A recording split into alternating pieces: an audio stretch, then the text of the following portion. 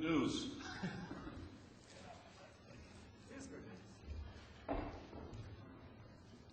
I will not attempt to define what the mists of time mean in your case and mine. But, you know, in the great Chinese tradition, it gives us gravitas, doesn't it? Ladies and gentlemen, it's a great honor to be here today, and especially a great honor to be able to share the platform with my old friend, Howard Mallett, and also with Yen-Bao Wu. As you heard from Howard, you're hearing from an extremely knowledgeable Canadian who has reached out to China and has done great work there. I always like to be able to share with my Chinese friends a little bit of history because apart from being a lawyer and a businessman, I am a history buff, but 17 minutes will not allow me to do that. But just let me say that I had the great honor as a very young man, and I stress very young man, to be a special assistant to Prime Minister Pierre Trudeau when Canada defied the world and was the first of the Western powers to extend diplomatic relations to the People's Republic of China. And I can tell you that when that happened in 1970, it was considered an act of great daring, and it was very exciting to be there at that time because the Prime Minister of the day not only had some deep appreciation of the great history and civilization of China, but was absolutely convinced that China would be a dominant geopolitical and geoeconomic player in the 21st century. I've been to China on many Team Canada missions. I led the first ever Canadian CEO mission to China. I was there for the Olympics in Shanghai, which was certainly one of the most exciting 10 days of my life. And on the 1st of November, I've been given the great honor of being invited by the Mayor of Shanghai to deliver the keynote address to the Mayor of Shanghai's one-day conference that looks at the future of Shanghai. I mention only those things because my interest and admiration for the People's Republic, for the Chinese people, is unbounded. I want to thank Peter Harder, an old friend, who's doing such great work here as he's done in the past for our great country, and Sarah Kudalakos. As I say to Sarah, I know that these big meetings just don't come together easily. It takes time and it takes a lot of effort. I would like to say a few words about the global economic crisis from a Canadian perspective, but also related perhaps to the dynamics and the opportunities in the Canada-China relationship. Neither Canada nor China obviously have come through the great economic cataclysm without effect.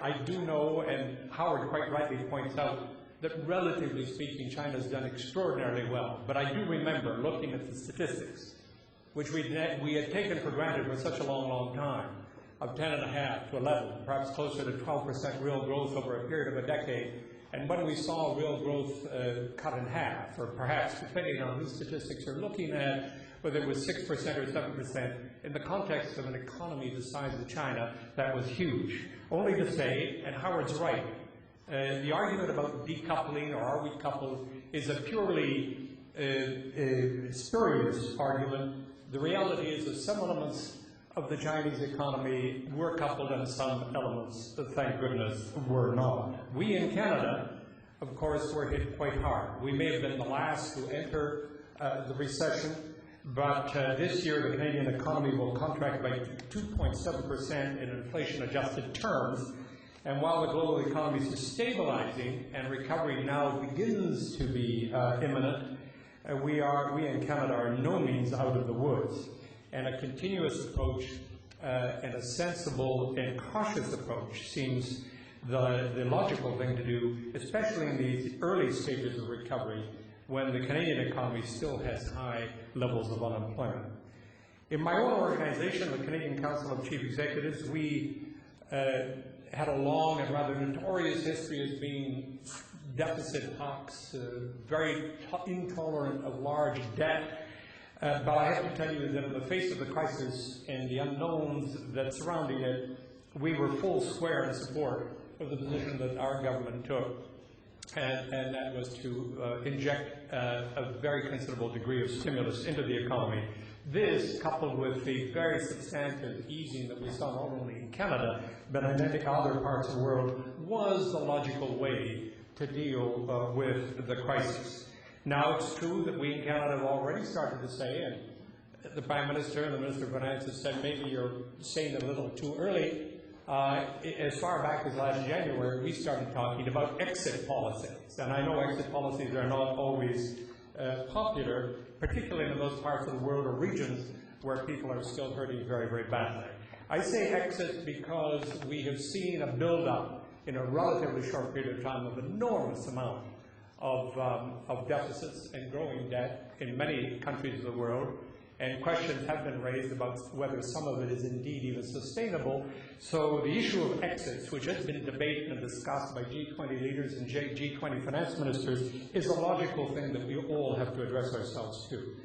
Now, at the G20 and at the G8, Canada and China are working closely together to return to sustainable economic growth as soon as possible and to help prevent another crisis of this kind.